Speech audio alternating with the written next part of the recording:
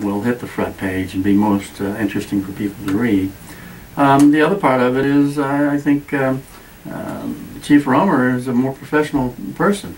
And I think by law he just can't air everything out like some of these other folks have done. I see, yep. Again, you know, these people have rights. And there are processes that are generally confidential until there's a finding. Do you think there's any political motivation involved in the reporting of some things and the not-reporting of others? Political on by whom? I'm not sure what the question is. Well, I don't. I would say, do you think there's any? I guess you'd say left motivation to favor the left side of politics by the newspaper. Well, I think on the situation in the Ashland Police Department, I don't think there's any left or right view on this. At least none that I've figured out. Yeah, I just know police unions are typically Democrat. Well, the unions are, but the police officers are generally Republicans. Yeah, yeah. So it's an interesting dichotomy because a lot of police officers I know are they vote Republican, and but again, the unions, because the Democrats are favorable to the unions, of course they push the Democratic campaign, or the Democratic candidate.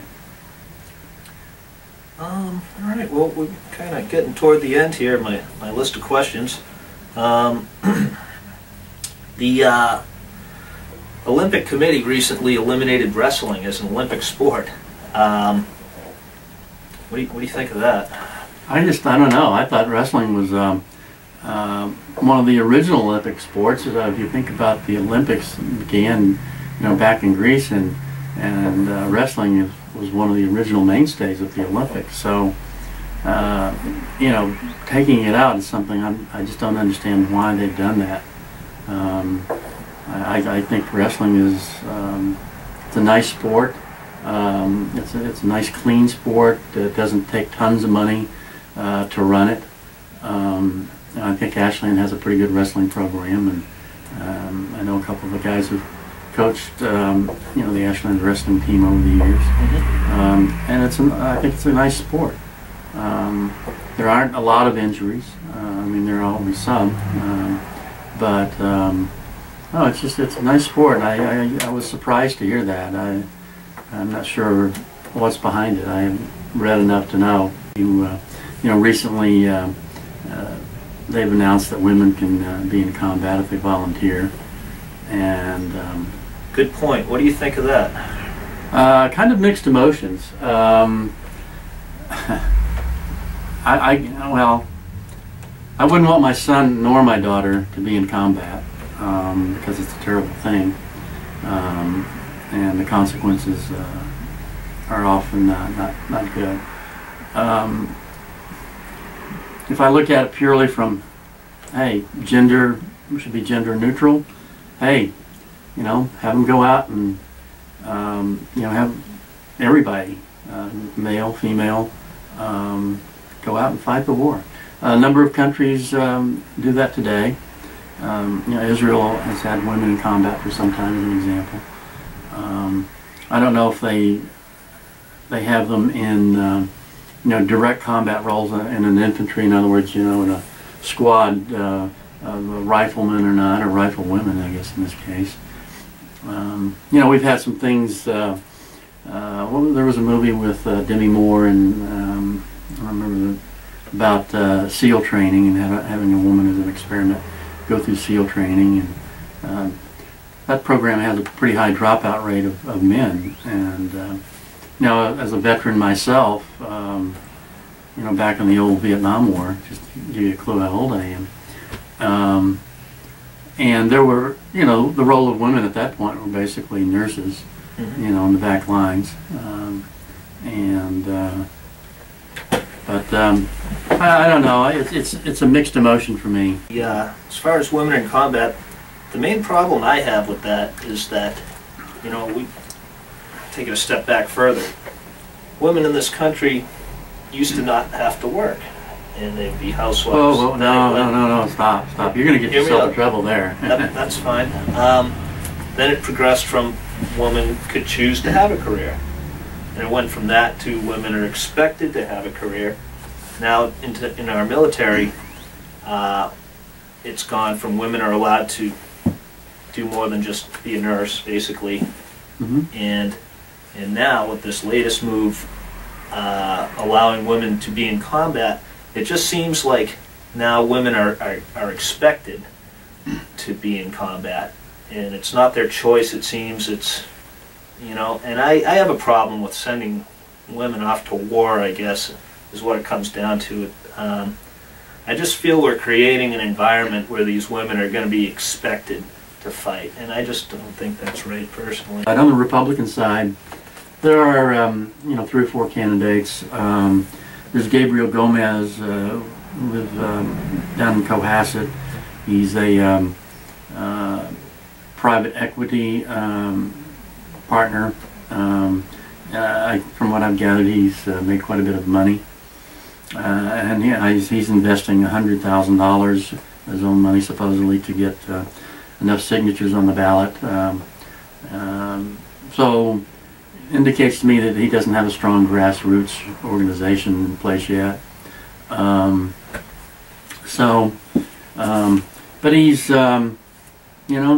nice looking guy, was a Navy SEAL, so the veterans will like that. I think a lot of people will like that.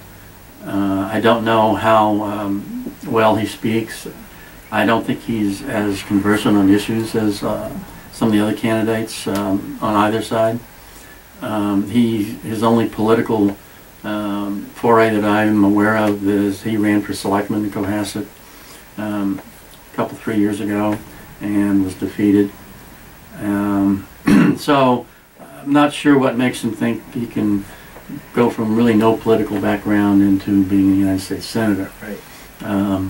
Maybe he's just made a lot of money and something he wants on his life experiences along with being a SEAL and, Yeah. and wealthy. Maybe he's trying to get his name out there a little bit. Yeah, and that's one thing. The other guy is Dan Winslow. He's currently a state rep. He actually has the old Scott Brown state rep seat. Dan's a pretty good candidate, and we'll see. He's also paying to get signatures. Mm-hmm. And then the third, and I think the best candidate, is Michael Sullivan, who we've spoken a bit about here earlier.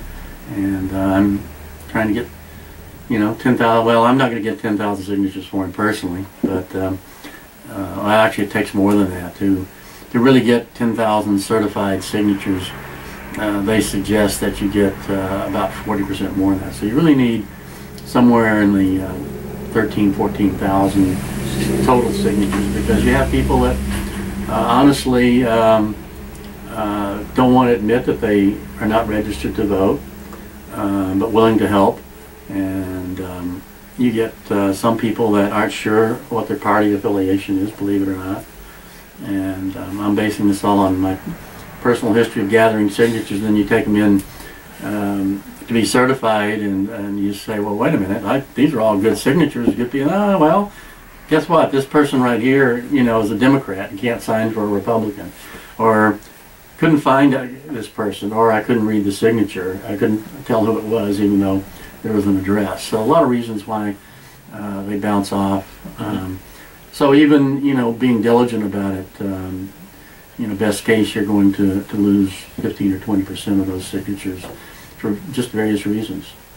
And folks, if you'd like to support Michael Sullivan, you can come down to the newsstand here at 165 Main Street in Ashland and sign the petition. Now, Michael Sullivan, by the way, is not buying signatures.